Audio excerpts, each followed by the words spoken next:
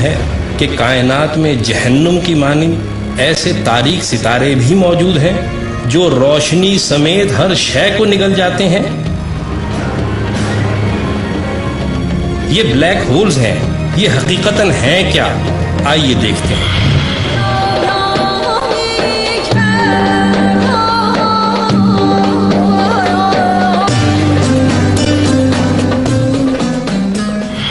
سائنسی تحقیقات کے مطابق جب کوئی بہت بڑا ستارہ، جس کو ریڈ جائنٹ کہتے ہیں، اپنی طبعی عمر گزارنے کے بعد مرنے کے قریب ہوتا ہے تو جہاں ایک طرف اس کا حجم تیزی سے بڑھنا شروع ہو جاتا ہے تو وہیں اس کے اندر تہ بتہ مختلف عناصر پیدا ہونا شروع ہو جاتے ہیں، اور جب اس کے مرکز میں لوہا پیدا ہو جائے تو بس پھر یہ ایک عظیم دھماکے سے پھٹ کر کائنات میں بکھر جاتا ہے۔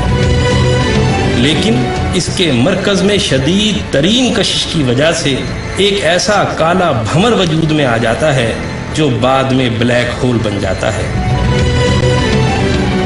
اس کی کثافت اللہ اللہ مت پوچھئے۔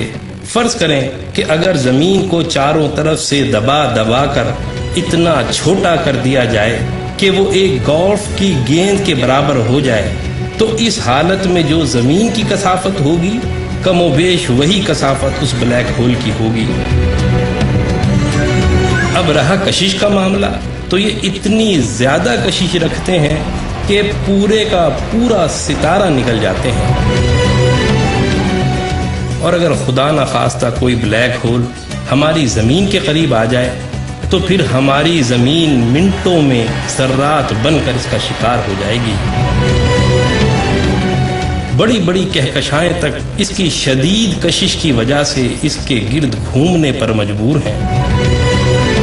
بلیک ہولز کی موجودگی کی اہم ترین نشانی ان میں سے خارج ہونے والی وہ عظیم روشنی ہے جو دودھ کی نکلتی دھاروں کی مانند آج بھی کائنات میں دیکھی جا سکتی ہے۔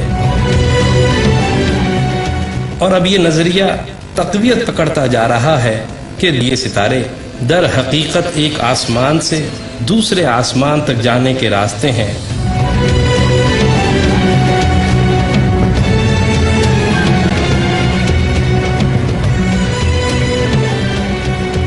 عربی میں راستے کو طریق کہتے ہیں، اور اسی طریق سے طارق نکلا ہے، اور اسی نام سے منسوب سورہ طارق میں یوں آیا ہے، آسمان اور طارق کی قسم۔ اور تمہیں کیا معلوم کہ طارق کیا ہے؟ یہ ستارہ ثاقب ہے۔ ثاقب عربی زبان میں آر پار سوراخ کو کہتے ہیں، اور دودھ کی دھار کی مانند روشنی کو بھی ثاقب کہتے ہیں، جو اندھیرے میں سوراخ کرتی دور تک نکل جاتی ہے۔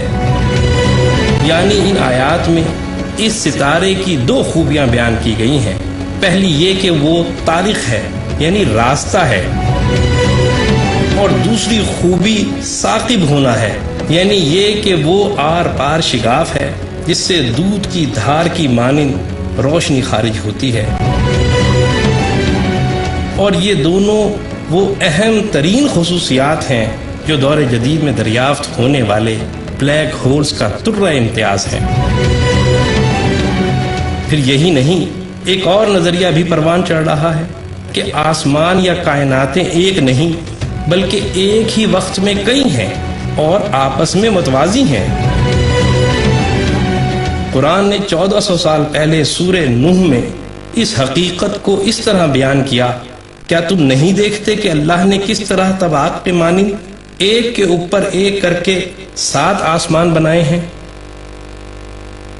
سائنس بھی یہی کہتی ہے کہ یہ بلیک ہولز تعداد میں کئی ہو سکتے ہیں، اور قرآن نے بھی سورہ مومنون میں اس نظریے کو حقیقت کی شکل میں اس طرح پیش کیا ہے کہ اور ہم نے تمہارے اوپر 7 راستے بنائے ہیں۔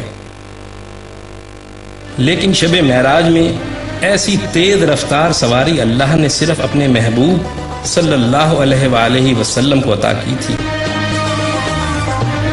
اور وہ ہے براق جو برق سے نکلا ہے، یعنی بجلی۔